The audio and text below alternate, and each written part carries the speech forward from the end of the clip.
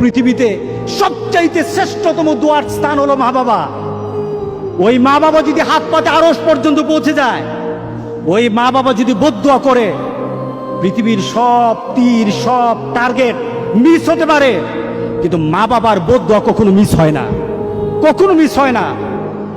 আর সন্তান মা বাবার জন্য যখন দোয়া করে, পৃথিবীর কোনো হুজুর, পৃথিবীর কোনো বুজুর্গ ব্যক্তির দোয়া কবুলের ব্যাপারে সন্দেহ থাকতে পারে, কিন্তু সন্তান যখন মা বাবার জন্য দোয়া করে, এই দোয়া আল্লাহ ফেলে দেয় না।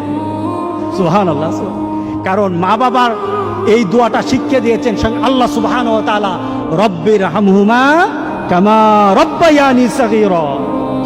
আপনি কবরে থাকবেন, আপনি প্রত্যেক নামাজে আপনার সন্তান দোয়া করবে আপনার জন্য, রব্বির হামহুমা কামা রব্বায়ানি সগীরা। করেন, মা বাবার জন্য দোয়া করেন প্রতি নামাজে, প্রতি নামাজে বলেন মা বাবার জন্য, রব্বির হামহুমা কামা রব্বায়ানি সগীরা। আপনি দোয়া করেন, দেখবেন আপনার দোয়ার কারণে আপনার সন্তান আপনার জন্য দোয়া করছে।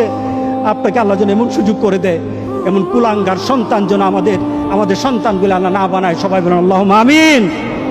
আপনার দালান, আপনার বাড়ি, আপনার সম্পদ, আপনার ব্যবসা, আপনার পৃথিবীর প্রতিপত্তি যত কিছু আছে, সব আপনি দুনিয়াতে ফেলেই চলে যেতে হবে, কিন্তু সন্তান কিন্তু আপনাকে ছেড়ে দিবে না। সন্তান আপনাকে ছেড়ে দিবে না। ভালো সন্তান রেখে যাবেন, কবরে শুয়ে শুয়ে আপনার সন্তানের দোয়া পাবেন। খারাপ সন্তান রেখে যাবেন, কবরে বিপদ বিপদ বিপদ চলতেই থাকবে। আল্লাহ আমাদের সবাইকে হেফাজত করুক। আমিন বলি, আমিন বলি।